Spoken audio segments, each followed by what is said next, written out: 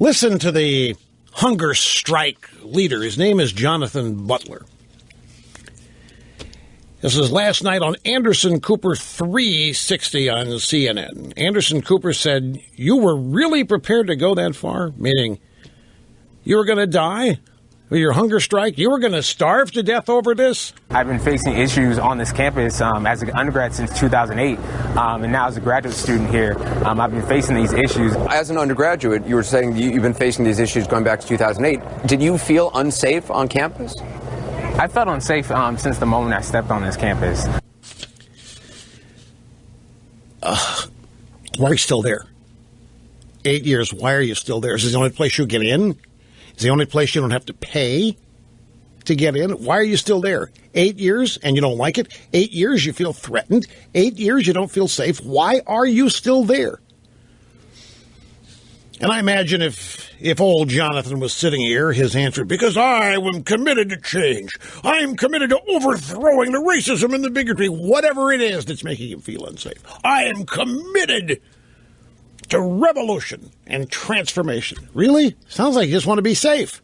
Sounds like you've willingly kept yourself in places that you don't feel safe. I would love to know what it is that's made him feel unsafe. How many of you feel unsafe? How many times a day? How many times you feel unsafe when you're driving? Something happens. You look like you're driving defensively. A driver looks like he's going to go through a red light, or you see somebody on their phone in your rear view mirror. You say, oh, my gosh, I hope they're paying attention if I have to put the brakes on. I mean, how many times do you feel unsafe? How many times do you feel unsafe when you are part of a crowd at a sporting event? Who knows what? I mean, feeling unsafe is part of life. Adapting to it is what we have the ability to do. This attempt here to avoid feeling unsafe,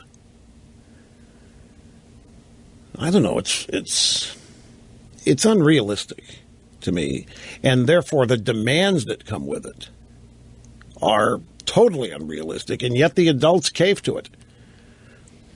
Everybody's caving to this stuff.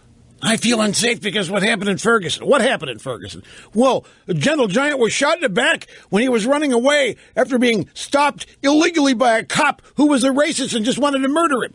Now, what happens if I tell you that none of that happened? What happened was that the gentle giant had just robbed a convenience store. Do you realize that would make them feel unsafe? Telling them the truth about what happened at Ferguson would make them feel unsafe. Do you know one of the excuses given for all this rabble-rousing at Columbia? The grand jury decision in Ferguson.